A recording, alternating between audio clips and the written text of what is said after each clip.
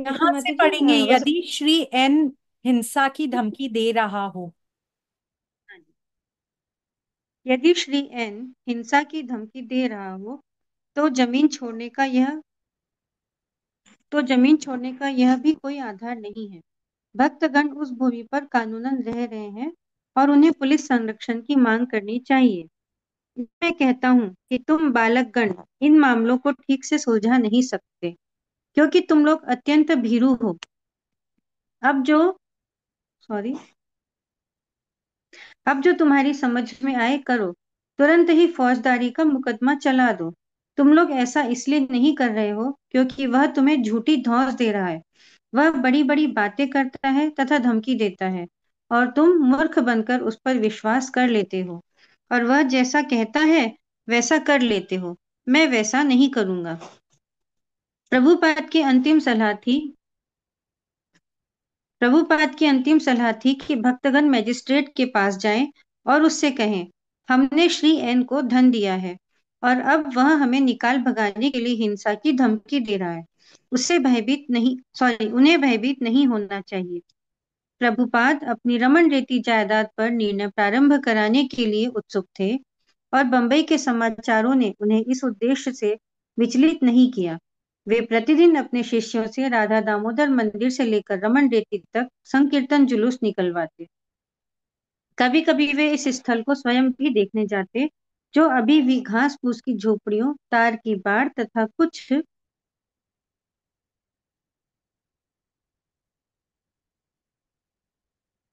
कुछ इमारती सामान के ढेर के अतिरिक्त कुछ न था। उनका शिष्य सुबल, जिसे निर्माण कार्य का भार सौंपा गया था, सुस्त था और हिचकिचा रहा था। अतः प्रभुपाद ने तमाल कृष्ण गोस्वामी को यहाँ का भार संभालने के लिए बंबई से बुलवाया था। एक दिन प्रातःकाल सुबल रमन रेती के उस स्थान को जहाँ वह रहता था छोड़कर प्रभुपाद जी के पास राधा दामोदर मंदिर की छत पर पहुंच गया। उसने कहा, प्रभुपाद, मुझे इतनी सारी कठिनाइयां आ रही हैं। मुझे पढ़ने के लिए समय नहीं मिलता। मैं ठीक से अपनी माला का जप नहीं कर पाता। मैं कृष्ण के विषय में सोच भी नहीं पाता। मैं हमेशा यही सोचता रहता हूँ कि यह ठेकेदार हमें किस तरह ठग रहा है, या फिर मैं मजदूरों तथा सामान के चेकों पर हस्ताक्षर करता रहता हूँ। यह बहुत है। ये सारी चीजें मेरे मन पर बोझ बनकर कृष्ण के विषय में सोचने से रुकती है। प्रभुपाद ने उत्तर दिया, तो क्या तुम सोच तो क्या तुम सोचते हो कि कुरुक्षेत्र के युद्ध स्थल में अर्जुन केवल कृष्ण का ही चिंतन कर रहा था? क्या तुम सोचते हो कि अर्जुन युद्ध भूमि में योग समाधि लगाए था और कृष्ण कर्म कर रहे थे? नहीं, वह लड़ रहा था। वह कृष्ण के लिए संहार कर रहा था।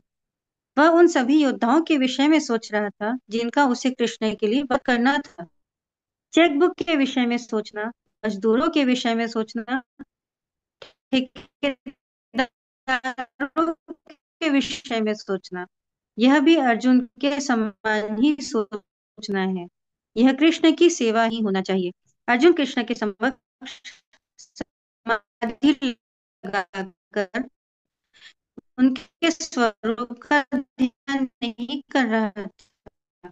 वह कृष्ण की सेवा में और से ओतप्रोत है, और यह बहुत अच्छी बात है।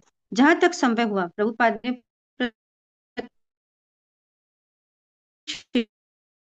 करना होगा माता जी, स्क्रॉल करना होगा।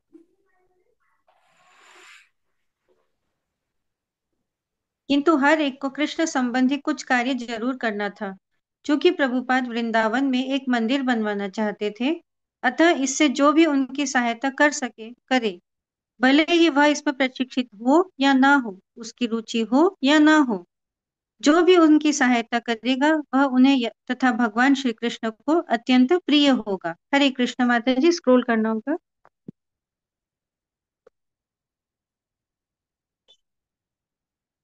सारे विश्व में भक्तगण इस्कॉन प्रोजेक्टों को विकसित करने के लिए कठिन श्रम कर रहे थे।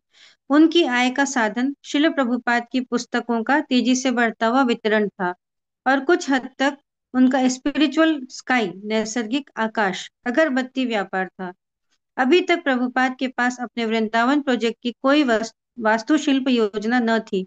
किंतु उन्होंने अपने बुक फंड से तथा भक्तों से मजदूरों तथा निर्माण सामग्री के लिए पर्याप्त धन एकत्र करने का संकल्प किया। एक दिन वे इमारत स्थल पर गए और एक भक्त से कहा कि थोड़ी सीमेंट मिला लें, और उन्होंने अपने हाथों से कंक्रीट की पहली नींव स्थापित की। हैदराबाद, 11 नवंबर 1972।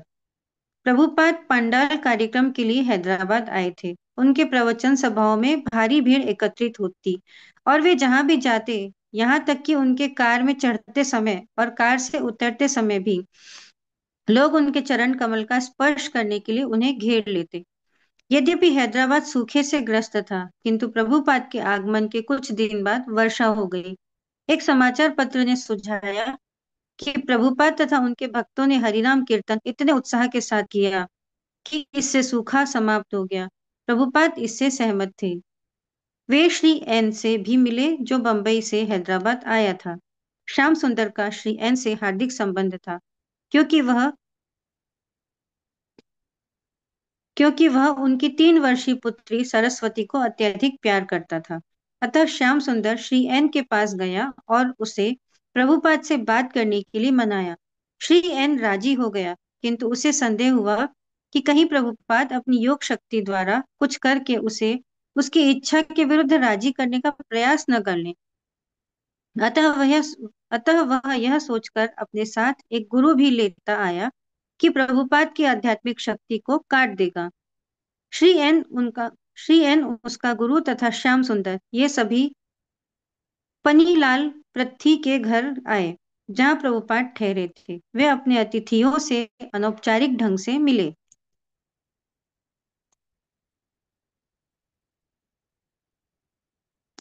और प्रसाद खाने के समय तक बातें करते रहे। जब वे अंगड़ाई लेने लगे और श्री एन के गुरु ने कहा, स्वामी जी, आप बहुत थके होंगे, अब हम आपको अधिक कष्ट नहीं देंगे, आप आराम करें, हम बाद में बातें कर लेंगे। प्रभुपाद ने उत्तर दिया, हाँ, मैं काफी थका हूँ। अतः श्री एन तथा उनके गुरु ने क्षमा मांगी और बगल के कमरे में चले गए। कुछ मिनटों के बाद प्रभुपाद ने तमाल कृष्ण गोस्वामी को अपने कमरे में बुलाया और कहा, जब कोई तुमसे पूछे कि क्या तुम थक गए हो, तो इसका अर्थ यह होता है कि वह पूछने वाला थक गया है।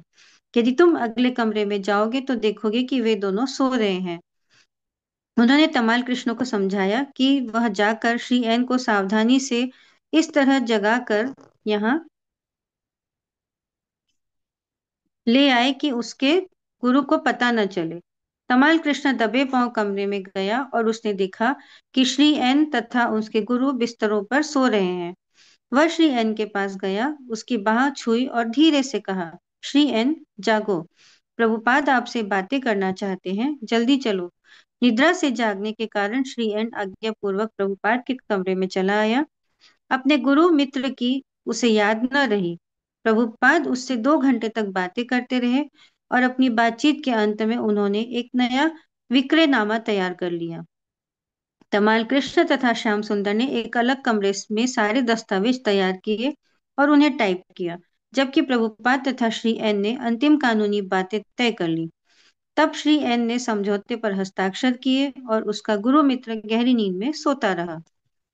बाद में उस दिन तमाल कृष्ण ने गुप्त रूप से शिल प्रभुपाद से कहा, मैं इन लेन देन के सौदों से इतना विचलित हूँ कि मैं ठीक से माला जप नहीं कर सकता।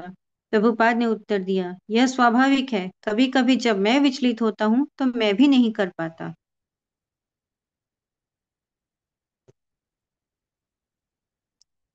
तमाल कृष्ण ने स्वीकार किया, इतने पर भी मैं समझ सकता हूँ कि मेरी आध्यात्मिक प्रगति हो रही है।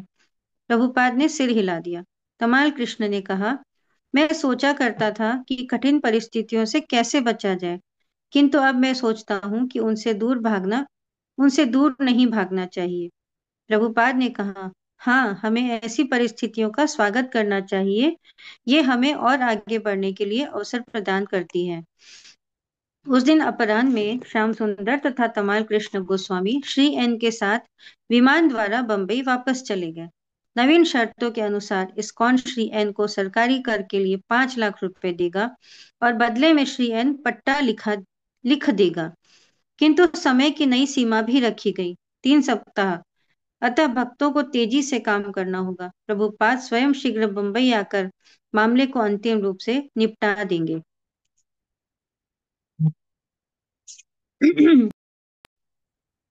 बंबई, 25 नवंबर 1972।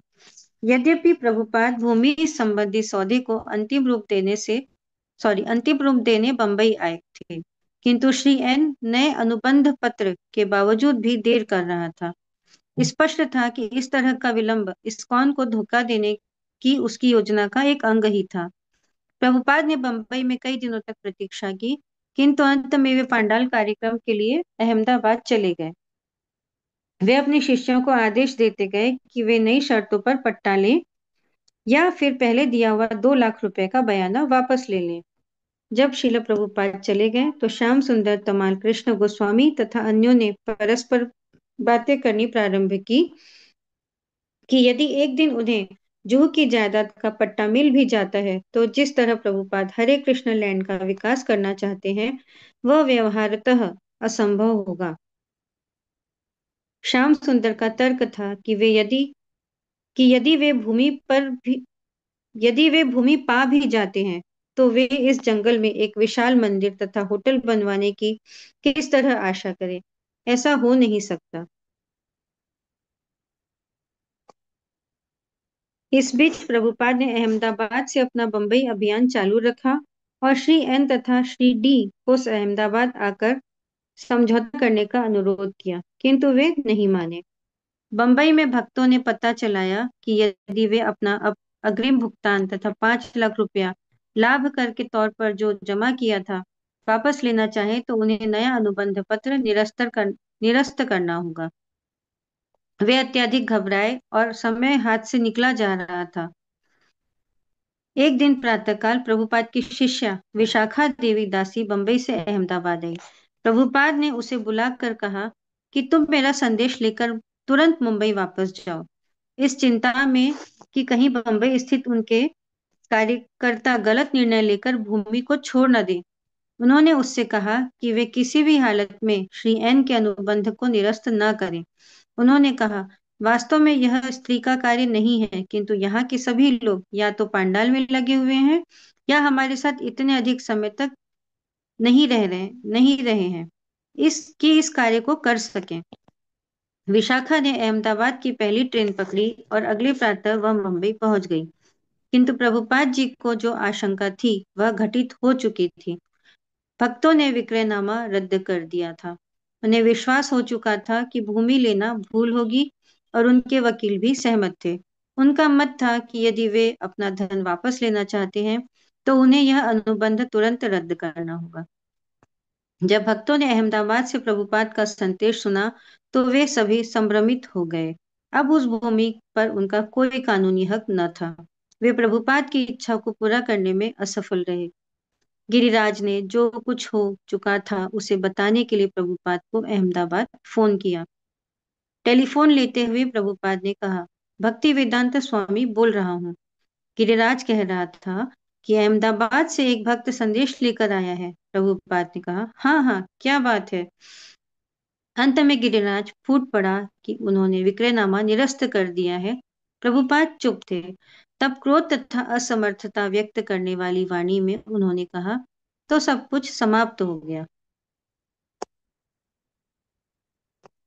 अहमदाबाद से बंबई के लिए रवाना होने के तुरंत पहले एक आजीवन सदस्य को प्रभुपाद ने लिखा, मैं हरे कृष्ण लैंड को उस धूर्त श्री एन के पक्ष में छोड़ने वाला अंतिम व्यक्ति होऊंगा। अब प्रभुपाद अपने शिष्यों की भूल को सुधारने की अविलंब योजना बना रहे थे। चूंकि अभी तक कोई भी धनराशि स्थानांतरित नहीं हुई थी, अतः मामला अधिक नहीं बिगड़ा था। संभवतः श्री एन यह न समझ सका कि प्रभुपाद जुहूलैंड को लेने के लिए इस लड़ाई में इतने कृतसंकल्प क्यों थे। ऐसा नहीं था कि प्रभुपाद ने अपने मंतव्य गुप्त रखे हों, बल्कि यह कि एक भक्त ही दूसरे भक्त के मन या कार्यों को समझ सकता है। श्री एन प्रभुपाद के साथ वैसा ही व्यवहार कर रहा था जैसा उसने सी कंपनी के साथ किया था। उसने कंपनी वालों को ठगा था और अब इस्कॉन को ठगेगा। वह केवल यही अनुमान लगा सकता था कि प्रभुपाद तथा उनके शिष्य उनके जैसे ही मंतव्य से प्रेरित हैं, जिसे वह भौतिक स्वामित्व ही समझ रहा था। वस्तुतः प्रभुपाद के शिष्यों तक को उसके अटूट संकल्प को समझ पाने में कठिनाई हो रही थी। प्रभुपाद का मुख्य उद्देश्य बंबई में कृष्ण भावनामृत का प्रचार करना था। शिल प्रभुपाद ने कहा, मेरे गुरु महाराज ने मुझे आज्ञा दी थी कि मैं पश्चिम में कृष्ण भावनामृत का प्रचार करूं, और मैंने इसे पूरा किया। अब मैं भारत में प्रचार करना चाहता हूँ। बंबई भारत का सबसे महत्वपूर्ण नगर प्रवेश द्वार था, और बंबई के भीतर भगवान श्री कृष्ण किसी तरह से प्रभुपाद को इस भूमि पर ले आए थे, जहां उन्होंने प्रवचन प्रारंभ किया था, और राधा कृष्ण के अर्च विग्रह ले आए थे। प्रभुपाद की दृष्टि में यह भूमि उनके द्वारा कल्पित एक विशाल मंदिर तथा अंतर्राष्ट्रीय होटल के लिए उपयुक्त थी। बंबई एक महत्वपूर्ण नगरी है, जिसमें भव्य मंदिर, पूजा, विराट उत्सवों, बड़े पैमाने पर प्रसाद वितरण वितरण तथा नाना प्रकार के वैदिक सांस्कृतिक कार्यक्रमों की आवश्यकता थी। जुहू की भूमि एक स्कूल, एक थिएटर, एक पुस्तकालय, अनेक आवासीय कक्षों, या यूं कहें कि हरे कृष्ण नगरी के लिए आदर्श प्रतीत हो रही थी। अतः प्रभुपाद जी इस धूर्त से, जो उन्हें ठगने का प्रयत्न कर रहा था, पीछे कैसे हट सकते थे। प्रभुपाद कहते थे कि कुछ लोग सदैव मिलेंगे जो कृष्ण भावनामृत का विरोध करने वाले होंगे, किंतु इसका अर्थ यह नहीं है कि भक्तगण हार मान ले। प्रचारक को सहिष्णु होना होता है, और कभी कभी जब अन्य सभी उपाय असफल हो जाते हैं और कृष्ण के हित में बाधा दिखती है, तो लड़ना भी पड़ता है। दूसरा कारण जिसे प्रभुपाद इस भूखंड को नहीं छोड़ना चाह रहे थे, यह था कि उन्होंने राधा रास बिहारी अर्च विग्रहों को वचन दिया था। उन्होंने श्री कृष्ण को यहाँ आमंत्रित करते हुए प्रार्थना की थी, कृपया यहाँ वास करें, मैं आपके लिए एक सुंदर मंदिर बनवा दूंगा। अतः यदि हरे कृष्ण लैंड को लेने के संकल्प का स्पष्ट अथवा बाहरी कारण प्रभुपाद द्वारा इस भूमि का उपयोग धर्म प्रचार के लिए कार्य के लिए था, तो आंतरिक कारण भी श्री राधा रास बिहारी को दिया गया उनका व्यक्तिगत वचन था। इस भूमि को लेने के लिए प्रभुपाद में लड़ने का उत्साह इतना उत्कट था कि कभी कभी वे मात्र लड़ने के लिए ही लड़ते प्रतीत होते थे।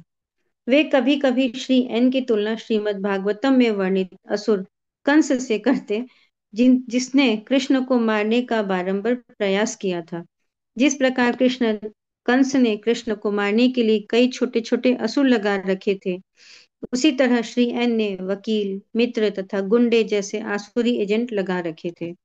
कंस जैसे असुर का वध करना कृष्ण की लीला थी, इसमें उन्हें आनंद मिलता था, और प्रभुपाद कृष्ण के दास के रूप में इस लड़ाई में पूरी तरह लीन थे। वे जागरूक लड़ाकू थे। जब श्री एन भक्तों को धमकाता या धोखा देता, जिससे वे पीछे हट जाते, तब भी प्रभुपाद मैदान में डटे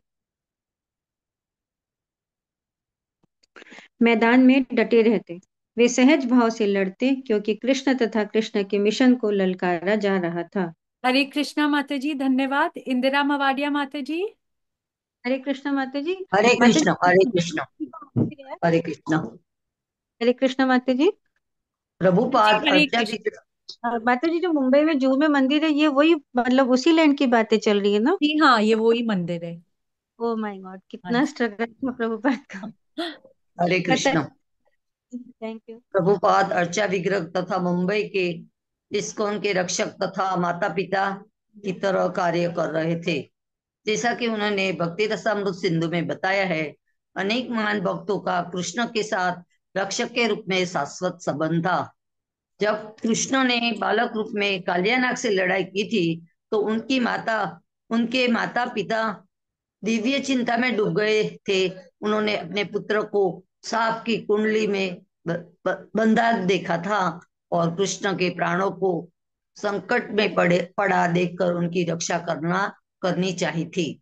कृष्ण के शाश्वत माता पिता सदैव चिंताग्रस्त रहते हैं कि कृष्ण को हानि न पहुंचे।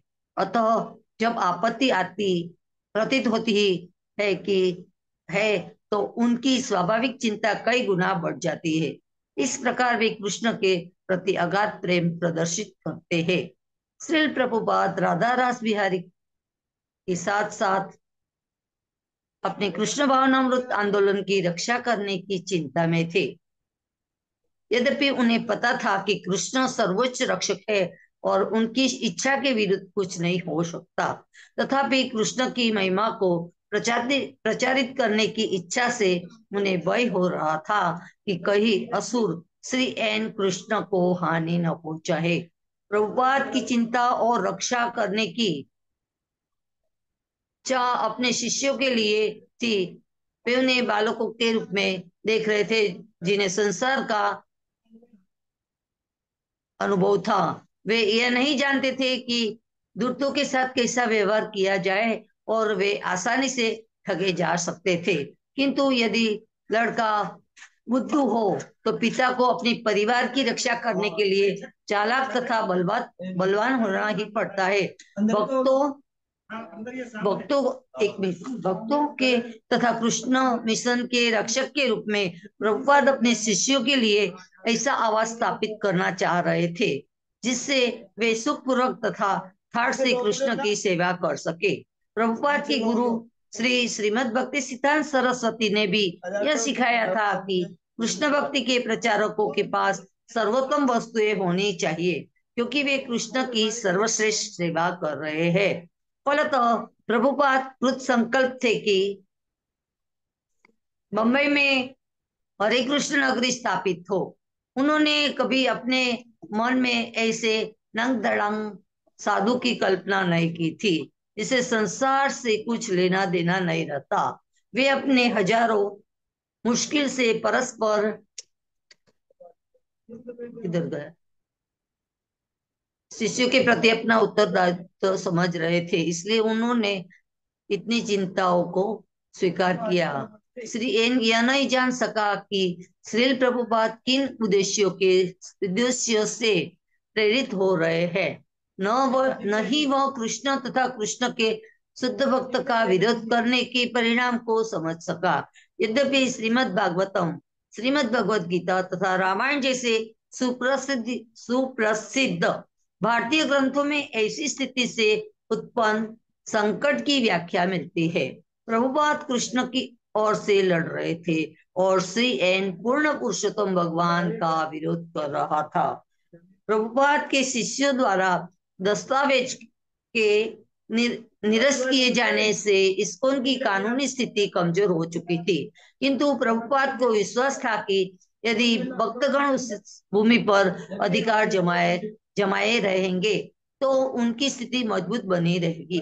साथ ही उन्होंने भक्तों से अनुरोध किया कि वे प्रचार कार्य में तेजी लाए। उन्होंने यह नहीं सोचना चाहिए कि मंदिर के बिना प्रचार नहीं हो सकता। फलतः उन्होंने शहर में एक अन्य बृहत बम्बई पंडाल समारोह का आयोजन किया जो अत्यंत सफल रहा और जिसमें हर रात्रि को 20,000 लोग आते थे। इसमें बंबई के मेयर श्री आर के गणात्रा जैसे महत्वपूर्ण अतिथियों ने परिचय भाषण दिए और भक्तों ने भी समारोह का आयोजन करने, विज्ञापित करने, भोजन बनाने, प्रसाद बांटने, प्रभुपाद की पुस्तकें वितरित करने तथा प्रश्नोत्तर कोष्ठ में उपदेश देने में सक्रिय भाग लिया। इस पंडाल समारोह ने भक्तों को रह रह कर कानूनी लड़ाई की अनिश्चितता तथा जू के जीवन की कठोरता से उबार लिया। जनवरी 1973 के अंतिम सप्ताह में प्रभुपाद श्री महादेविया के निवास स्थान में श्री एन से मिले।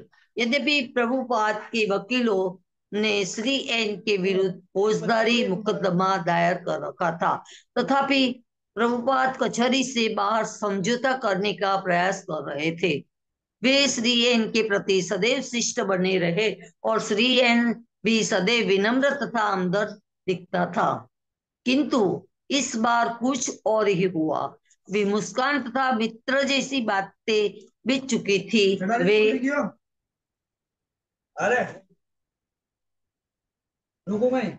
मुश्किल से परस्पर शिष्ट बने रहे। थोड़ी देर के बाद प्रभुपाद ने हरे कृष्णा, किसका माइक ऑन है? बड़ी डिस्टर्बेंस।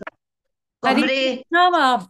इंदिरा मवालिया माता कमरे में जी। चले जाने के लिए कहा। के भक्तों पर सीआईए से संबंधित होने का दोषारोपण किया हो और गया रुक्षता तुम्हारा से आवाज तो कहा, मेरा बंद हो गया। मैं जाओ, सोमवार को 2 लाख मेरे को रुपए तो का इतना चेक लेकर आऊंगा और आपका बयाना लौटा दूंगा। प्रभुपाद ने उत्तर दिया, बहुत अच्छा। यदि तुम अपनी भूमि छोड़ने के लिए तैयार नहीं हो तो फिर हम ही उसे छोड़ देंगे, किंतु ऐसा करने के पहले सोच लो। श्री एन लगातार दोषारोपण करता रहा। आप लोग अपने को इस भूमि का मालिक कहते हो, किंतु आप सभी इस सारे भूभाग के लिए अशांति हो। 4 बजे उठकर और ये सब। प्रभुपाद ने कहा, हम मालिक होने का दावा नहीं कर रहे। वास्तविक मालिक स्वामी तो कृष्ण है, मैं उसका असली मालिक नहीं। कृष्ण पहले से ही अपनी भूमि पर विराजमान है। तुम हमें क्यों इतना परेशान कर रहे हो? रुपया लो और भूमि हमें दो, या फिर खाली कराना चाहते हो तो चेक तैयार करो। प्रभुपाद बड़े ही संयम के साथ बोल रहे थे, किंतु अब उनका स्वर क्रुद्ध हो उठा। बोले, अपना चेक लाओ और हम कल सुबह खाली कर देंगे। नहीं नहीं, हम आज रात ही खाली कर देंगे। हमें हमारे रुपए वापस करो। क्या तुम्हारे पास रुपए हैं? श्रीयन चिल्लाया, मैं मूर्तियों को अपने हाथ से हटाऊंगा। मैं मंदिर तोड़कर मूर्तियों को हटा दूंगा। यह कहता हुआ वह तेजी से कमरे के बाहर चला गया। उसी सप्ताह श्री एन को भीषण दिल का दौरा पड़ने से अस्पताल में भर्ती कराया गया और 2 सप्ताह बाद वह मर गया। यद्यपि श्रीमती एन अपने दिवंगत पति की तरह कानून में दक्ष ना थी, किंतु उसने लड़ाई जारी रखी और उसके वकील इस्कॉन को बाहर करने के लिए मुकदमे को और तेजी से चलाने लगे, जिससे उनकी फीस मिल सके। 1973 के अप्रैल मास में इस्कॉन के उकसाने पर इस्कॉन का मुकदमा हाई कोर्ट के सामने पेश हुआ। फिर भी कुछ नीति विषयक विलंब होता रहा और बिना किसी निर्णय के एक एक करके कई मास बीत गए। प्रभुपाद ने उस भूमि पर निर्माण करना उचित नहीं समझा, क्योंकि उनके पास ना तो पट्टा था और न किसी का आश्वासन प्राप्त था। उन्होंने पश्चिम की यात्रा की, वे भारत लौट आए, किंतु अब भी इस मामले को हल करने के लिए कुछ नहीं हुआ। इस्कॉन का जीवन शांतिपूर्ण था, किंतु प्रगति रुकी रही और परिणाम अनिश्चित था। तब एक दिन बिना किसी सूचना के श्रीमती एन ने हिंसात्मक चढ़ाई कर दी। 1 जून को प्रातः काल, जब सारे भक्त अपने नैतिक नैतिक कर्म में लगे थे, तो सहसा एक ट्रक जुहू की जागीर में आई। उसमें मंदिर को गिराने के लिए एक विध्वंसक दल आया था। श्रीमती एन ने किसी तरह से नगर पालिका के एक अधिकारी को आश्वस्त कर लिया था, जिससे उसने मंदिर को गिराने का आदेश दे दिया था। मंदिर क्या था? ईंट गारे का ढांचा। जब गिरिराज ने विशेषाधिकारी को इस्कॉन के अधिकार पत्र अधिकार का पत्र दिखाने का प्रयास किया, तो उसने इस पत्र की उपेक्षा कर दी और संकेत किया कि मंदिर गिराने का कार्य प्रारंभ हो। तुरंत ही और ट्रकें आ गई। इस तरह लगभग 100 विध्वंसक गिराने वाले जुट गए और हाथ में बड़े बड़े हथौड़े, घन तथा टॉर्चे, गैस से लोहा काटने का यंत्र लेकर अपना कार्य करने लगे। गिराने वाले सीढ़ी पर चढ़कर मंदिर के हॉल की छत को हथौड़ों से तोड़ने लगे। अन्यों ने इस्पात के खंभों को हटाने के लिए लोहा काटने की टॉर्चों का उपयोग किया। गिराने वालों की योजना थी कि कीर्तन मंडप के इस्पात खंभों को गिरा दिया जाए और फिर अर्चा विग्रह की ओर बढ़ा जाए, जहां राधा रास बिहारी खड़े थे। भक्तों ने इस ध्वंस को रोकना चाहा, किंतु शीघ्र ही घटना स्थल पर पुलिस आ गई और उनके हाथ पैर पकड़कर उन्हें दूर ले गई। पुलिस स्त्रियों के केश पकड़ पकड़ कर उन्हें दूर खींच ले गई और उस भूमि के सारे किराएदार खड़े खड़े देखते रहे। कुछ लोग विध्वंस कार्य को देखकर प्रसन्न थे, यद्यपि कुछ सहानुभूति दिखा रहे थे, किंतु पुलिस के भय से उनमें से कोई भी भक्तों की सहायता करने के लिए हिला तक नहीं। तभी मनस्वी नामक एक महिला भक्त ने दौड़कर श्री महादेविया को फोन किया, जो अपने मित्र श्री विनोद गुप्ता के साथ तुरंत हरे कृष्ण लैंड आए और उन्होंने देखा कि पुलिस विरोध व्यक्त करने वाली अंतिम महिला भक्त को बाल पकड़कर घसीट रही थी। यह महिला भक्त वेदी का द्वार बंद करके अर्चा विग्रह को बचाने का प्रयास कर रही थी। तभी 3 पुलिस वाले उसे घसीट कर दूर ले गए। श्री महादेविया सहानुभूति दिखाने वाले एक किराएदार श्री आचार्य के घर की ओर लपके और उन्होंने अपने भाई चंद्र महादेविया को फोन किया, जो एक धनी व्यापारी था और मुंबई की सबसे प्रभावशाली राजनीतिक पार्टी के नेता बाल ठाकरे का मित्र था। श्री चंद्र महादेविया ने बाल ठाकरे को आपात स्थिति से सूचित किया कि एक हिंदू के उकसाने से एक हिंदू नगर पालिका ऑफिसर की आज्ञा से भगवान विष्णु का एक हिंदू मंदिर ध्वस्त किया जा रहा है। तब श्री ठाकरे ने म्युनिसिपल कमिश्नर को सूचित किया, जिसने बतलाया कि उसे किसी मंदिर के ध्वस्त किए जाने की आज्ञा दिए जाने की कोई जानकारी नहीं है। अतः उसने स्थानीय वार्ड ऑफिस को फोन किया, जहां से विध्वंसक दस्ता भेजा गया था। वार्ड ऑफिस ने ध्वंस कार्य रोकने के लिए एक आदमी भेजा। वह अफसर लगभग 2 बजे अपराह्न वहां पहुंचा। ठीक उस समय जब ध्वंसकारी दस्ता अंतिम खंबे को काट चुका था और अर्चा विग्रह के ऊपर की छत को तोड़ रहा था। इस ध्वंस कार्य को बंद करने की आज्ञा विध्वंसक अधिकारी को दी गई, जिसने अब ध्वंस दस्ते को रोक दिया। जब यह चढ़ाई हुई उस समय प्रभुपाद कोलकाता में थे, और जब भक्तों ने फोन से उनसे बात की तो उन्होंने उनसे कहा कि इस्कॉन के स्थानीय सहानुभूति जताने वालों तथा आजीवन सदस्यों के साथ संगठित होकर इस चढ़ाई का सार्वजनिक प्रचार से खुला विरोध करें। उन्हें चाहिए कि वे इसके लिए जिम्मेदार व्यक्तियों का भी पर्दाफाश करें। यह श्रीमती एन तथा उनकी पार्टी के विरोध में अत्यंत प्रभावशील होगा। प्रभुपाद ने उन विविध आजीवन सदस्यों के नाम बताए जो उनके विचार से सहायता कर सकते थे। हिंदू विश्व परिषद के अध्यक्ष श्री सदाजीवत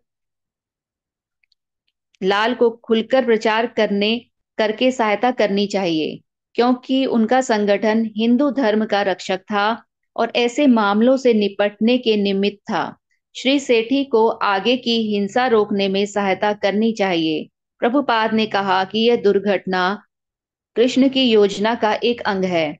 भक्तों को भयभीत नहीं होना चाहिए। अगले दिन प्रातःकाल फ्री प्रेस जर्नल के मुख पृष्ठ पर नगर पालिका अधिकारियों द्वारा अनाधिकृत मंदिर ध्वस्त शीर्षक से ध्वस्त मंदिर का चित्र प्रकाशित हुआ।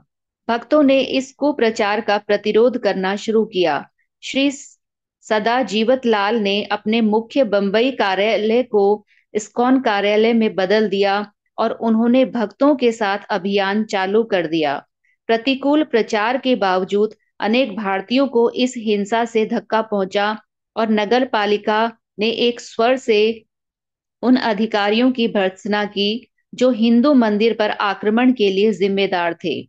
भक्तगण सदाजीवत लाल के कार्यालय में प्रातःकाल 6 बजे से रात्रि 9 बजे तक कार्य करते, समाचार पत्रों को फोन करते, पत्र तथा परिपत्र लिखते और संभावित सहानुभूति दिखाने वालों के साथ संपर्क करते। श्री विनोद गुप्ता ने, जो जनसंघ पार्टी के सदस्य थे, जो भारतीय संस्कृति को यथावत रखने की पक्षधर थी, कार्तिकेय महादेविया तथा अन्यों के साथ मिलकर एक मंदिर चलाओ समिति बनाई। उन्होंने स्वयं एक पर्चा छापा जिसमें इस्कॉन को एक प्रामाणिक हिंदू संगठन घोषित किया।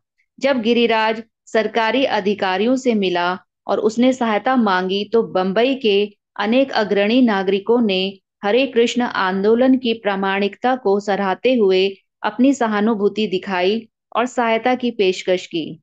इस प्रकार श्रीमती एन तथा उनके वकीलों की चाल उल्टी पड़ी। यद्यपि वे यह समझ रहे थे कि वे लोग मुट्ठी भर युवा विदेशियों से निपट रहे हैं, किंतु शीघ्र ही उन्हें पता लग गया कि वे बंबई के अनेक अत्यंत प्रभावशाली नागरिकों का सामना कर रहे हैं, शिल प्रभुपाद ने भविष्यवाणी की कि इसका परिणाम हमारे अनुकूल होंगे। इस घटना के कुछ दिन बाद उन्होंने लिखा, नगरपालिका द्वारा हमारे मंदिर के गिराए जाने से हमारी स्थिति मजबूत हुई है। नगरपालिका की स्टैंडिंग कमेटी ने नगरपालिका के इस त्वरित कार्य की भर्त्सना की है और अपने खर्चे से शेड को दोबारा बनवाने के लिए राजी हो गई है। यही नहीं, अस्थायी इमारत तब तक रहेगी जब तक न्यायालय यह तय नहीं कर देता कि भूमि का वास्तविक मालिक कौन है। ऐसी स्थिति में हमें तुरंत देवालय फिर से बनवा लेना चाहिए और खाली जमीन को कंटीली तार की बाड़ से घेर लेना चाहिए। यदि संभव हो तो देवालय के सामने हमें अपने सामान से अस्थायी पंडाल बनवा लेना चाहिए। यदि ऐसा हो जाए तो मैं बंबई आ सकता हूँ और तब तक भागवत पारायण करता रहूंगा जब तक कि न्यायालय का फैसला नहीं आ जाता। यही मेरी इच्छा है। भक्तगण सारी घटनाओं को कृष्ण का अनुग्रह मानने लगे, क्योंकि अनेक आजीवन सदस्य अब प्रभुपाद तथा भगवान श्री कृष्ण की अमूल्य सेवा करने लगे थे। विगत वर्षों में प्रभुपाद अनेक आजीवन सदस्यों के यहाँ ठहरे थे। उन्हें तथा उनके परिवार वालों को उपदेश दिया था और उन्हें अपनी निष्ठा तथा आंदोलन के उत्कृष्ट उद्देश्यों के प्रति विश्वास दिलाया था। ये मित्र तथा सदस्य जैसे भागूबाई पटेल, बिहारी लाल खंडेलवाल, ब्रिज रतन मोहता, डॉक्टर सी बाली इत्यादि केवल हिंदू भावना के कारण नहीं, अपितु प्रभुपाद के प्रति अतीव सम्मान तथा अनुराग के कारण कार्य कर रहे थे। गिरिराज सदा जीवत लाल के साथ मिलकर नगर पालिका परिषद को विश्वास दिलाने का प्रयत्न कर रहा था कि उन्हें मंदिर को फिर से बनवाने का अधिकार मिल जाए, किंतु ऐसा करते हुए उन्हें पता लगा कि श्रीमती एन ने उसी दिन शुक्रवार को एक मुकदमा दायर कर दिया था, जिसमें इस्कॉन को फिर से देवालय बनवाने से रोकने की अपील की गई थी। न्यायमूर्ति नैन ने गिरिराज को बताया कि वे श्रीमती एन की प्रार्थना को स्वीकार नहीं करना चाहते और वे अगले सोमवार को भक्तों के मामले में सुनवाई करेंगे। इसका अर्थ यह हुआ कि भक्तों के पास शनिवार से सोमवार तक 2 दिन थे जिनमें वे फिर से इमारत बना सकते थे। भक्तों ने यह तर्क वितर्क किया कि यद्यपि उनके पास मंदिर को फिर से बनाने की वास्तविक अनुमति नहीं है, किंतु उन्हें अभी तक इससे रोकने का कोई कानून भी नहीं है। यदि न्यायमूर्ति नैन ने हमारे विरुद्ध निर्णय दिया तो मंदिर को फिर से बनवा पाना दुष्कर हो जाएगा। फलतः उन्होंने यह निश्चय किया कि शेष 2 दिनों में वे मंदिर को फिर से बनाएंगे। एक भूतपूर्व ठेकेदार श्री लाल ने सारी सामग्री, ईंट, गारा, एस्बेस्टास की चादरों आदि का सारा प्रबंध किया और श्री शेठी ने मजदूर दिए। शुक्रवार को रात्रि के 8 बजे कारीगरों ने काम शुरू कर दिया और वर्षा होने पर भी वे रात भर काम करते रहे। सोमवार को जब न्यायमूर्ति को इस नए मंदिर का पता चला तो उन्होंने फैसला सुनाया, जो बन गया सो बन गया, अब इस मंदिर को कोई नष्ट नहीं कर सकता। जब प्रभुपाद ने यह समाचार सुना तो इसे अपनी पूर्ण विजय माना। मंदिर बन चुका था और जनमत इस्कॉन के पक्ष में मजबूती से जा रहा था। मायापुर, 1 जून 1973। यद्यपि मायापुर की इमारत पूरी नहीं हुई थी, किंतु प्रभुपाद उसमें रहने आ गए। उन्होंने दूसरी मंजिल पर एक दूसरे से मिले हुए 2 कमरे ले लिए, एक को पढ़ने के लिए और दूसरे को सोने के लिए। इसी बीच मंदिर के कमरे तथा अन्य भागों का निर्माण कार्य चलता रहा। पहले ही दिन एक तूफान आया और घने काले बादल छा गए तथा तेज हवाएं चलने लगी। यह तूफान अल्पकाल के लिए था, अतः क्षति कम से कम पहुंची। उन्होंने लिखा, मैं अभी अभी मायापुर आया हूं और यहाँ के दिव्य वातावरण में अपनी शक्ति तथा स्वास्थ्य का पुनः लाभ करने की आशा करता हूँ। यहाँ का प्रत्येक क्षण अत्यंत उल्लास से बीत रहा है। शाम के समय मंदिर का पुजारी जन निवास प्रभुपाद के कमरे में दहकते कोयले से भरा मिट्टी का पात्र ले आता और उसमें लोबान डालकर पंखा करता, जब तक कि पूरा कमरा धुएं से ना भर जाए। यह कीड़ों को भगाने के लिए था, किंतु प्रभुपाद इसे शुद्ध करने वाला भी मानते थे। कभी कभी मजदूरों के हथौड़ों की आवाज से शांति भंग हो जाती थी, किंतु फिर भी उन्हें यहाँ का वातावरण शांत लगा। वहां कुछ ही भक्त रह रहे थे और प्रभुपाद अपना ध्यान या तो अनुवाद करने में या अतिथियों तथा मायापुर केंद्र को विकसित करने के लिए उत्तरदायी भक्तों से बात करने में देते। वे विशेषतया अपनी इच्छाएं भवानंद महाराज तथा जय पताका महाराज से व्यक्त करते और उन्हीं के माध्यम से कार्य कराते। उस इमारत में प्रभुपाद के साथ रहने वाले भक्त अपने आप को प्रभुपाद के निजी घर का शुद्र सेवक मानते। निसंदेह स्कॉन की सारी इमारतें प्रभुपाद की थीं, किंतु मायापुर में यह विचार और भी अधिक प्रबल था। सामान्यतया प्रत्येक केंद्र के भक्त अपने केंद्र के संचालन के लिए धन संग्रह करते थे, किंतु मायापुर केंद्र के लिए धन लाने की जिम्मेदारी प्रभुपाद जी ने स्वयं ली। उन्होंने अपने अनुदान तथा बांडों और सिक्योरिटी डिपॉजिटों से अपने आय ब्याज से मायापुर वृंदावन ट्रस्ट फंड चालू कर दिया था। यदि कहीं धन का दुरुपयोग होता, शक्ति व्यर्थ जाती या किसी प्रकार इमारत क्षतिग्रस्त होती, तो प्रभुपाद अत्यंत चिंतित होते। चूंकि प्रभुपाद अब स्वयं इस स्थान पर थे, अतः प्राय वे घूमते रहते, विस्तृत आदेश देते और चाहते कि जो कमियां हैं वे दूर की जाएं। यह गुलाबी तथा लाल आभा वाली इमारत एक विशाल दिव्य जहाज के समान थी और शिला प्रभुपाद कप्तान के तौर पर थे। इसके चौड़े चौड़े बरामदों में टहलते हुए समस्त निवासियों को कड़े आदेश देते कि प्रत्येक वस्तु जहाज के अनुरूप रखी जाए। प्रभुपाद उन भक्तों के प्रति प्यार तथा कृतज्ञता जताते जो मायापुर प्रोजेक्ट के लिए अपना जीवन समर्पित कर रहे थे। एक रात को उन्होंने भवानंद को अपने कमरे में बुलाकर भक्तों के विषय में पूछना प्रारंभ कर दिया और सहसा वे रोने लगे। जानता हूं कि पश्चिम के तुम सारे बालकों तथा बालिकाओं के लिए यह बहुत मुश्किल है। तुम इतने समर्पित भाव से यहाँ मेरे मिशन की सेवा कर रहे हो। मैं जानता हूं कि तुम लोगों को प्रसाद तक नहीं मिल पाता। जब मैं सोचता हूं कि तुम लोगों को दूध तक नहीं मिल पाता, किंतु तुम सब अपना ऐश्वर्यपूर्ण जीवन त्याग कर यहाँ आए हो और मुझसे शिकायत भी नहीं करते, तो मैं तुम सबों के लिए कृतज्ञता का अनुभव करता हूँ। भवानंद संगमरमर का काम करने वाले निर्माण स्थल के पास ही चटाई के घरों में रहते थे। इमारत के बाहर ही एक हैंडपंप था। वहीं हम स्नान करते और मजदूर सीमेंट के लिए पानी भरते। कुछ दूरी पर 2 शौचालय थे, एक पुरुषों का और दूसरा स्त्रियों का। ये जमीन में 2 छेद मात्र थे, जिनके चारों ओर एक चटाई की दीवार थी।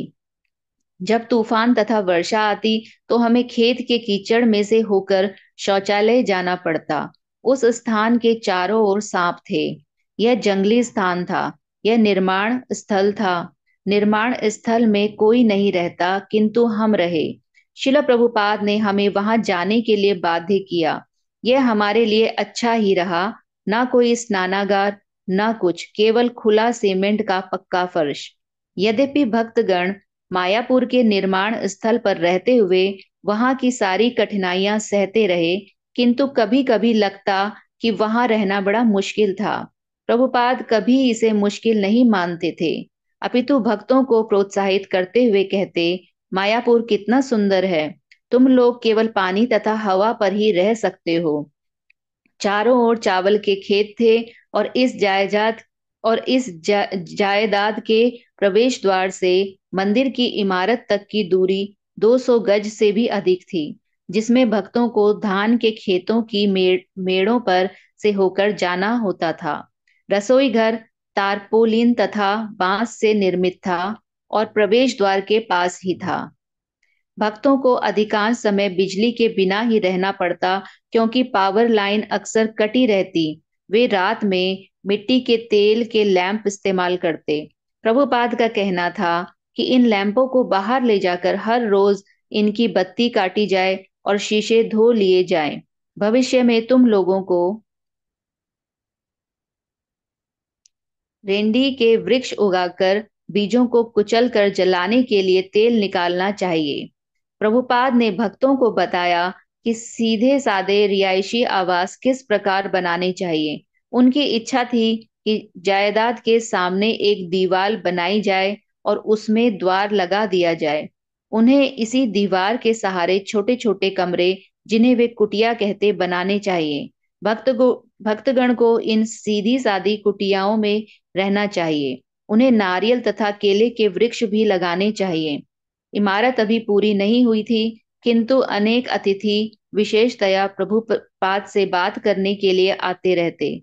प्रभुपाद नित्य ही घंटों उन अतिथियों से कृष्ण भावनामृत के विषय में बड़े उत्साह से बातें करते, जो उनके आंदोलन के विषय में पूछने या अपने बारे में तथा अपनी विचारधारा के विषय में बातें करने आते थे।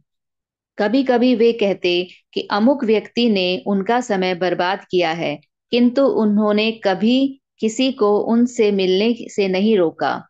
एक बार एक धनी हिंदू पुरुष श्री ब्रजरतन मोहता तथा उनकी पत्नी, जो करोड़पति श्री R.D. बिरला की पुत्री थी, कोलकाता से प्रभुपाद से भेंट करने आए। शिला प्रभुपाद ने स्वयं अतिथियों को ठहराने का समुचित प्रबंध किया और भोजन की व्यवस्था की तथा उनकी देखभाल के लिए अपने शिष्यों को समझाया। प्रसाद भेंट करना वैष्णव शिष्टाचार का प्रमुख अंग रहा है और प्रभुपाद सदैव बल देते रहे हैं कि भक्तगण आगंतुकों को तुरंत प्रसाद भेंट करें। प्रभुपाद ने कहा, तुम लोगों को चाहिए कि तुरंत जल गर्म पूड़ियां तथा बैंगन की भाजी और मिठाइयां दो। यहाँ तक कि यदि अतिथि लज्जा का अनुभव करते तो भी प्रभुपाद जोर देते कि वे पूरा भोजन करें। यद्यपि श्रीमती मोहता भारत के सबसे धनी परिवार की सदस्या थी, किंतु प्रभुपाद तथा उनके शिष्यों द्वारा दिखाए गए सरल आतिथ्य से संतुष्ट थी। जिस कमरे में वे तथा उनके पति ठहरे थे, वह अभी अधूरा था। स्लेट से बने फर्शों पर अभी पॉलिश नहीं हुई थी और चारों ओर निर्माण कार्य चल रहा था, और भक्त उन्हें फर्श के लिए गद्दा तथा एक तकिया ही दे पाए थे। फिर भी वे परम संतुष्ट लगते थे और प्रशंसा करते रहे। भवानंद। शीला प्रभुपाद ने हमें मायापुर में भारतीय संस्कृति के अनेक पक्षों से अवगत कराया। 1970 ईस्वी में उन्होंने लॉस एंजलिस में मुझे अपने कमरे में बैठाकर दो चादरों को सी कर अपने कंबल की खोल बनाना बताया था। फिर उन्होंने मेरे साथ बैठकर स्वयं उसे हाथों तथा घुटनों पर चढ़ाकर उसकी सिलवटें ठीक कराई थी। अतः उन्होंने उसी काम को हमसे मायापुर में भी करवाया। वे गद्दों को एक दूसरे से जुड़वा कर पूरे कमरे में बिछवाते और दीवार के सहारे मसनदी तकिए लगवा देते। फिर कहते, तुम लोगों के पास अब सफेद चादरें हैं, इन्हें प्रतिदिन बदलते रहो। जब कोई बंगाली सज्जन प्रभुपाद से उनके कमरे में मिलने आता, तो वह इन्हीं गद्दों पर कमरे के किनारे बैठ जाते और पीठ के पीछे मसनदी तकिया लगा लेते। यह सब अत्यंत रईसी था। सारा भाव यह था कि वे एक महंत घर के मुखिया या आचार्य हैं, किंतु अभिजात बंगाली सज्जन देखते कि वे 1900 या 1920 की ही पुरानी अभिजात शैली को पुनः स्थापित कर रहे थे। यह सब प्रभुपाद ने पुराने दिनों में मल्लिक परिवार से सीखा था, किंतु अब इसका तेजी से लोप हो रहा था। उस समय की प्राचीन संस्कृति की झलक अब कहीं नहीं देखी जा सकती थी, क्योंकि अब वे परिवार अधोगति को प्राप्त हो चुके थे और उनकी संपत्ति नष्ट हो चुकी थी। इस ग्रीष्मकालीन दौरे में प्रभुपाद ने इस्कॉन की मायापुर के विकास की अपनी विचारधारा को और स्पष्ट किया। भक्तों को पहले से ज्ञात था कि योजना विशाल है और इसमें कई लाख डॉलर खर्च होंगे।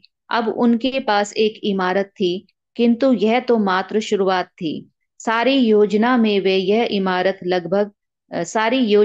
से यह इमारत लगभग महत्वहीन थी। प्रभुपाद विशाल मंदिर के विषय में बातें करते, जिसका बड़ा गुम्बद दिव्य नगरी के ऊपर उठा दिखाई दे। इस मायापुर चंद्रोदय मंदिर में विश्व का महानतम प्लेनेटेरियम होगा, जिसमें वैदिक साहित्य में वर्णित ब्रह्मांड का अंकन होगा। ऐसी योजना के कार्यान्वयन हेतु प्रभुपाद अपने शिष्यों को वैदिक कलाओं में प्रशिक्षित करना चाहते थे, जो अब बंगाल से लुप्त हो रही थी। भक्ति सिद्धांत सरस्वती भगवान श्री कृष्ण तथा चैतन्य महाप्रभु की लीलाओं को अंकित करने के लिए डायोरमा पार चित्रों में विशेष रुचि दिखाते थे, और अब प्रभुपाद चाह रहे थे कि उनके शिष्य स्थानीय मायापुर कलाकारों के निर्देशन में अध्ययन करके उस कला को सीखें। जून मास में बरद्राज आदि देव मूर्ति तथा ईशान गुड़िया बनाने की कला सीखने के लिए आ पहुंचे। प्रभुपाद चाहते थे कि उनके शिष्य मृदंग बनाना भी सीखें, और एक कुम्हार नित्य ही ईशान को सांचा बनाकर मिट्टी के खोलों को पकाने की कला सिखाने के लिए आने लगा। भक्तों ने प्रभुपाद की मूल झोपड़ी को कारखाने में बदल दिया, और प्रभुपाद अपने शिष्यों को भी मायापुर आने के लिए आमंत्रित करने लगे। मायापुर पहले से ही भगवान श्री कृष्ण की दिव्य जन्मभूमि होने के कारण आश्चर्यजनक स्थान है। यदि इस स्थान को विकसित करने के लिए पाश्चात्य प्रतिभा का उपयोग किया जाए तो निश्चय ही यह संसार का अद्वितीय स्थान बन जाएगा। हरे कृष्णा प्रभुपाद माता कहते, जी, धन्यवाद, हरे आपने कृष्ण। बहुत अच्छा पढ़ा, धन्यवाद। धन्यवाद माता जी, हरे कृष्ण। सच में बहुत अच्छा पढ़ा। जयलक्ष्मी माता जी, आप पढ़ेंगी? मैं पढ़ लेती हूँ। हाँ जी।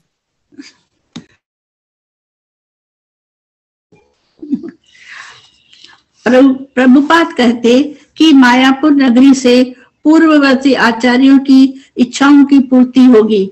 इस नगरी की जनसंख्या 50,000 तक बढ़ेगी और यह विश्व की आध्यात्मिक राजधानी होगी। इसके मध्य में एक विराट मंदिर तथा ब्राह्मणों, क्षत्रियों, वैश्यों तथा शूद्रों के लिए पृथक पृथक आवासों के साथ यह नगरी अन्य समस्त नगरों के लिए आदर्श होगी। एक दिन ऐसा आएगा जब विश्व भर के नगर नष्ट हो जाएंगे और मानवता को मायापुर के नमूने पर बने नगरों में शरण लेनी होगी।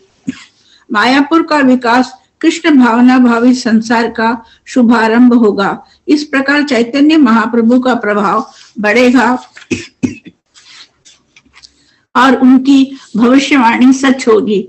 हर नगर तथा गांव में मेरा नाम उच्चारित होगा। प्रभुपाद ने कहा कि अंततः मायापुर आसानी से पहुंचने योग्य होना चाहिए। नवद्वीप से पुल द्वारा, कोलकाता से गंगा में मोटर लॉन्च द्वारा तथा अन्य सभी मार्गों से हवाई जहाज द्वारा। बंगाल में लाखों व्यक्ति जन्म से ही भगवान चैतन्य के अनुयायी थे और वे लोग कृष्ण भावनामृत को अपनी संस्कृति के शुद्ध रूप में पहचान कर इसे ग्रहण करेंगे। एक कहावत है, जो बंगाल करता है सारा भारत उनका अनुकरण करता है। अतः यदि अमेरिकी वैष्णवों के कृष्ण भावनामृत उदाहरण से बंगाल सुधर जाए और शुद्ध हो सके तो सारा भारतवर्ष उसका अनुकरण करेगा। जब सारा भारतवर्ष कृष्ण भावना भावित हो जाएगा तो सारा विश्व उसका अनुकरण करेगा। प्रभुपाद ने मायापुर के प्रबंधकों से कहा, मैं तुम्हें ईश्वर का साम्राज्य सौंप दिया है, अब इसे ग्रहण करो, इसका विकास करो और इसका आनंद लूटो। 27 जून 1973 प्रभुपाद मायापुर से कोलकाता गए। वहां से उन्होंने तमाल कृष्ण गोस्वामी को लिखा। श्याम सुंदर का सुझाव है कि मैं जॉर्ज द्वारा प्रदत्त नए मकान में कुछ महत्वपूर्ण व्यक्तियों से मिलने के लिए लंदन जाऊं, किंतु मैं यूरोप या अमेरिका लौटने के पूर्व बंबई के मामले का निश्चित फैसला कर लेना चाहता हूँ। यदि कुछ दिन तुम तक मेरे ठहरने के लिए बंबई में कोई उपयुक्त स्थान मिल सके तो मैं तुरंत वहां जा सकता हूँ और वहीं से लंदन चला जाऊंगा। अपने कार्यक्रम पर विचार करते हुए प्रभुपाद ने एल्बर्ट रोड पर स्थित कोलकाता मंदिर में कुछ दिन बिताए। वे मिलने वाले लोगों को स्वतंत्रता पूर्वक आने देते और उनका कमरा प्रायः स्थानीय बंगाली लोगों तथा उनके निजी शिष्यों से भरा रहता। वे सब उनके समक्ष बिछी सफेद चादर पर बैठते। संध्या समय वे किसी के घर में 1 घंटे तक कृष्ण भावनामृत का उपदेश देने के लिए जाते, भले ही इसके लिए उनके शहर के भीड़ भाड़ वाले घने भागों में से होकर मीलों जाना पड़ता था। श्री प्रभुपाद की बहन भवतारिणी प्रभुपाद के शिष्यों की पीसीमा के नाम से ज्ञात भी अपने प्यारे भाई को मिलने तथा सदा की भांति उनका भोजन बनाने के लिए कोलकाता मंदिर आती रहती थी। किंतु एक दिन उनकी बनाई कचौड़ी खाने के कुछ घंटे बाद प्रभुपाद के उदर में तीखी पीड़ा होने लगी। वे दरवाजा बंद करके सो गए। उनके अनुयायी अत्यंत चिंतित हो गए। जब उनका नौकर श्रुतकीर्ति कमरे में आया तो उन्हें करवटें बदलते देखा। उसने पूछा, श्री प्रभुपाद क्या तकलीफ है? प्रभुपाद ने उत्तर दिया, मेरा पेट। वह नारियल की कचौड़ी ठीक से पकी नहीं थी। यह व्यथा रात भर रही और कई भक्त प्रभुपाद के शरीर की विशेष रूप से पेट की मालिश करते रहे, किंतु हर श्वास के साथ ही वे कराते रहे। पीसी माँ पास खड़ी थी, किंतु प्रभुपाद के शिष्य उनकी उपस्थिति से भयभीत हो उठे और सोचने लगे कि इस बीमारी में भी वे कहीं कुछ और पकाना न चाहें। प्रभुपाद ने कहा कि भगवान नरसिंह का चित्र पूजा घर से उतार कर उनके बिस्तर के निकट रख दिया जाए। कुछ भक्त डरे कि प्रभुपाद कहीं संसार से प्रयाण करने वाले तो नहीं है। दूसरे दिन प्रातः जब उनकी बीमारी बनी रही तो भक्तों ने स्थानीय कविराज आयुर्वेदिक डॉक्टर को बुलाया। पुराने कविराज आए और उन्होंने प्रभुपाद की बीमारी को उग्र रक्त पेचिश बताया। वे औषधि देकर गए, किंतु कोई लाभ न हुआ। बाद में प्रभुपाद ने भवानंद को अपने कमरे में बुलाया और तली पूरियों के साथ थोड़ा पाटला एवं नमक लाने के लिए कहा।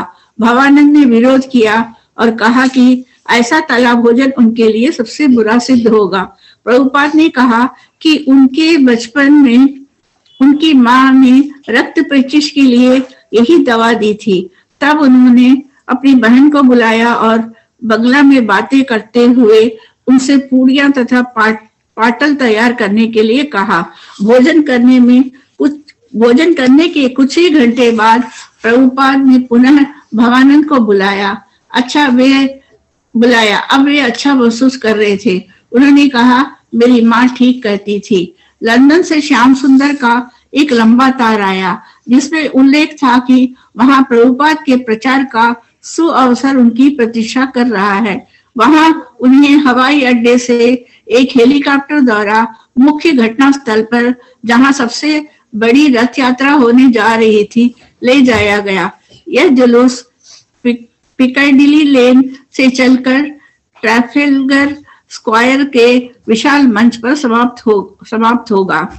श्याम सुंदर ने लिखा, मुझे शुभ अवसर का लाभ उठाने दीजिए, गर्म रहते लोहे को पीटने दीजिए। यह अंग्रेजी कहावत है। यदि आप ऐसा करेंगे तो आप लोहे को उनके आकार में ढाल सकेंगे।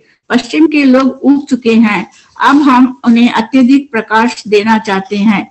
प्रभुपाद ने अपने शिष्यों को अपने प्रभावशाली वक्तव्यों से तुरंत आश्वस्त कर दिया। उन्होंने कहा, पश्चिम में 2 भ्रामक सिद्धांत हैं। पहला यह कि जीवन पदार्थ से आता है और दूसरा यह कि मृत्यु के पश्चात जीवन नहीं होता, अतः इस जीवन का भोग करो। उनका कहना है कि हर वस्तु पदार्थ है। अतः जो जो यह कृष्ण भावनामृत आंदोलन बढ़ेगा, कम्युनिस्टों की संख्या कम हो जाएगी। लोग कहते हैं कि वे लोग एकता का प्रयास कर रहे हैं, किंतु उनके पास इतनी बुद्धि कहाँ कि वे दे सके कि इसमें एकता कैसे प्राप्त हो सकती है। उन्होंने एक विशाल जटिल लीग ऑफ नेशंस बनाया है और अब यूनाइटेड नेशंस बना रहे हैं, किंतु ये सब असफल हो रहे हैं। रथ यात्रा की यह सरल विधि सारे विश्व में फैल रही है। जगन्नाथ का अर्थ है विश्व का स्वामी। अतः अब भगवान जगन्नाथ हमारे इस्कॉन के माध्यम से अंतरराष्ट्रीय ईश्वर है। इसलिए मैं पश्चिम जाना चाहता हूँ और उन्हें ये चीजें देना चाहता हूँ।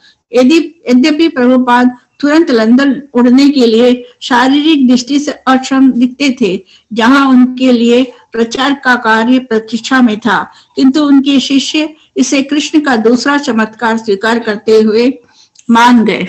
लंदन 7 जुलाई 1973। परबिद वह रथ यात्रा का दिवस था। मैंने प्रभुपाद को मंदिर के भीतर आते देखा, किंतु वे हृष्ट पुष्ट नहीं लग रहे थे। मैं सचमुच चकित था, किंतु मैं समझ गया कि उनकी शक्ति बहुत कुछ आध्यात्मिक है। ध्रुव रात हम लोग जुलूस स्थल पर मार्बल आर्च में, जहां से जुलूस चलने वाला था, श्री प्रभुपाद के स्वागत के लिए प्रतीक्षा कर रहे थे।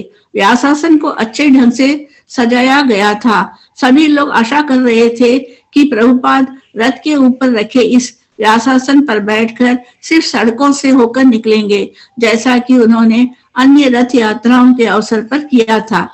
अब जब प्रभुपाद आए तो उन्होंने व्यासासन पर बैठने से इनकार कर दिया। तब हमारे आश्चर्य तथा हर्ष का ठिकाना न रहा। उन्होंने संकेत किया कि वे नाचेंगे और जुलूस का नेतृत्व करेंगे। योगेश्वर वे सीढ़ी ले आए जिससे प्रभुपाद रथ पर चढ़कर व्यासासन पर बैठ सके, किंतु उन्होंने इशारा करके उन सबको वापस भेज दिया और रथों के साथ साथ सबसे आगे नाचते हुए चलने लगे। धीर शांत मेरा टखना मुड़ गया था, अतः मैं चल नहीं सकता था, इसलिए मैं रथ पर चढ़ गया। फलतः मैं प्रभुपाद को भली भांति देख सकता था। रेवती नंदन महाराज रथ पर से ही माइक्रोफोन पर कीर्तन कर रहे थे, किंतु जुलूस चलने के लगभग 15 मिनट बाद प्रभुपाद ने भक्तों से कहा कि वे रेवती नंदन तथा अन्यों को नीचे बुला ले और वे उनके साथ सड़क में कीर्तन की अगुवाई करे। रेवती नंदन जब प्रभुपाद ने रथ पर अपना व्यासासन देखा तो बोले, मैं तो एक भक्त मात्र हूँ, मैं तो जुलूस के साथ चलूंगा। एक विशाल भव्य कीर्तन हुआ। हंसदूत ने अगुवाई की, मैंने की, श्याम सुंदर ने की। विभिन्न भक्तों ने इस विलक्षण कीर्तन का बारी बारी मार्गदर्शन किया और प्रभुपाद जी पूरे समय अपने करताल लिए कीर्तन के मध्य में थे। वे ऊपर नीचे उछल कर आगे पीछे नाच रहे थे। रोहिणी नंदन रथ धीरे धीरे जा रहा था। प्रभुपाद रथ से 20-30 गज आगे जुलूस की अगुवाई कर रहे थे। इस बीच रथ के ऊपर लगे माइक्रोफोन से कीर्तन चल रहा था। प्रभुपाद ने सबों को नीचे बुलाया और उन्हें अपने चारों ओर कर लिया और सभी हरे कृष्ण का कीर्तन करने लगे। कितनी ही बार वे चारों ओर घूम जाते और हवा में अपने दोनों हाथ बड़े ही ठाठ से उठाते हुए कहते, जय जगन्नाथ। कभी कभी जब हम थोड़ा आगे बढ़ जाते तो वे मुड़कर रथ के आने की प्रतीक्षा करते। कभी वे नाचते होते तो कभी हवा में दोनों हाथ उठाए खड़े होते। शारदीय दासी प्रभुपाद नाचते थे और कुछ पग चलने के बाद मुड़कर और हाथ उठाए हुए अर्चा विग्रहों की ओर देखते। फिर कुछ क्षणों तक नाचते, अर्चा विग्रहों का ध्यान धरते और फिर मुड़ते और आगे चले जाते। इस प्रकार वे पूरे रास्ते नाचते रहे। भक्तों ने उन्हें भीड़ से बचाने के लिए उनके चारों ओर हाथ से हाथ जोड़कर घेरा बना लिया था। यह अद्भुत दिव्य दृश्य था। प्रभुपाद विग्रहों की ओर देख रहे थे और सभी भक्त उनके पीछे थे।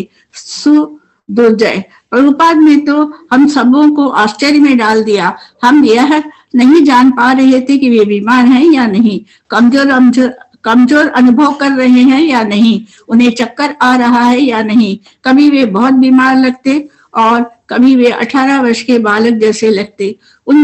वे हम सबों को आश्चर्यचकित किए हुए थे। वे अपने हाथ में बेत लिए थे, किंतु नाचते समय उसे ऊपर हवा में उठा लेते। थोड़ी देर के बाद श्याम सुंदर मेरे पास ऊपर आया और मुझसे कहने लगा, सुनो तो प्रभुपाद काफी बीमार हैं और इसे नहीं कर सकेंगे।